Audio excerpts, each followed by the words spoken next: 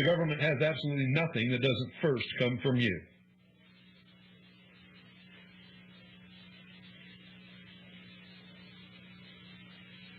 Finally, Romer bemoaned the fact that, quote, the American public has this ethic of local control, end quote, seeming to support national education standards and a national test.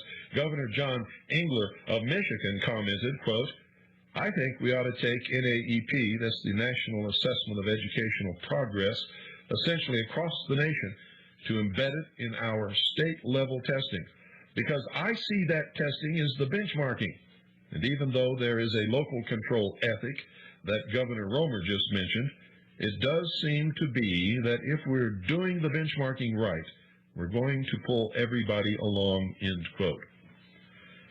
Governor Romer added, quote, this country needs an institution that it can use to organize all the changes it needs, and I think the best crack at the institution, quite frankly, is ACHIEVE, end quote.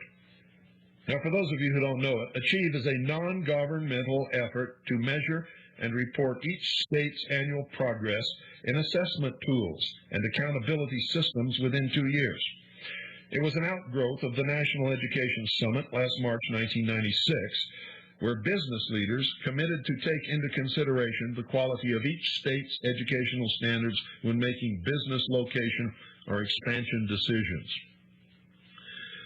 The 6 chief executive officers, known as CEOs, who were on the planning committee for the National Education Summit were all members of the Business Roundtable.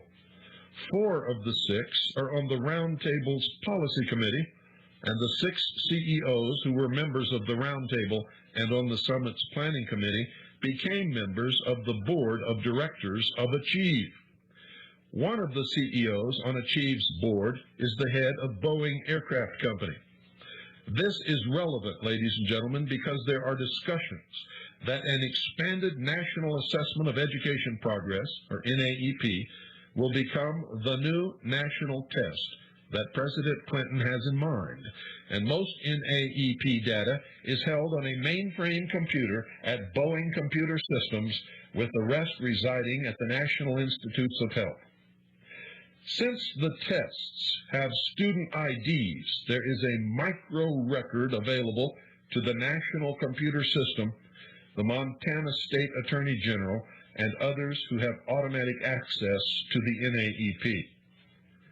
Now, this organization, responsible for the questions asked on the NAEP, is the National Assessment Governing Board, which is appointed by the United States Secretary of Education. And some of the questions deal with attitudes, such as a reading question that asks students whether a person in a short story was deceptive or wise, or clever and practical, or greedy. What such a question will do, according to B.K. Eakman in Educating for the New World Order, is, quote, to indicate which values local parents are transmitting to their youngsters, and therefore what attitudes the community holds as a whole.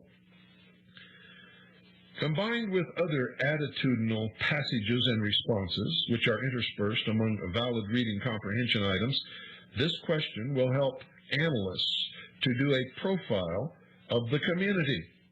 Such a profile, in turn, will help behaviorists craft an approach to, quote, planned change, end quote, that will be suited to this community, end quote. Let me read that quote to you properly, because I did it wrong.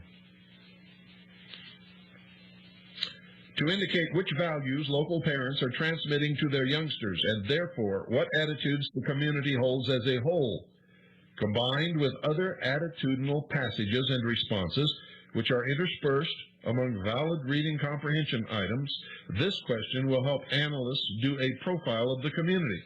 Such a profile, in turn, will help behaviorists craft an approach to planned change that will be suited to this community, end quote. See how they can spy on you through your children and you don't even know what's happening?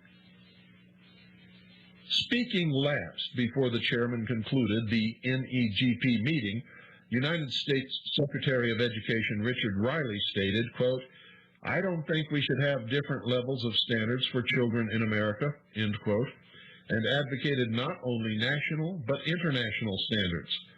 Finally, in the United States Department of Education's Community Update, March 1997, one finds this troubling oxymoron, quote, "The new voluntary national tests would be taken by all students in participating districts," end quote. Another one of those socialist lies. The new voluntary national tests would be taken by all students in participating districts, meaning it's not voluntary at all. In President Clinton's February the 4th, 1997 State of the Union speech, he called for national education standards and said, quote, "Every state and school must shape the curriculum to reflect these standards," end quote. In that regard, he indicated the federal government would assist in the development of national tests in reading at the 4th grade level and in math at the 8th grade level. Anyone knowledgeable about education knows that standards and tests drive what's in curricula. Therefore, if the federal government causes to be developed a national criterion reference test, it will result in a national curriculum. You can count on it. You can take it to the bank. You can say William Cooper told you so. This, in effect, was admitted by Clinton's Deputy Education Secretary Marshall Smith in the Wall Street Journal, dated February the 6th, 1997, when he said, quote, "For students to do well in the national test, curriculum and instruction would have to change," end quote. You all wonder how I know things. I receive mountains of information here every day, every single day.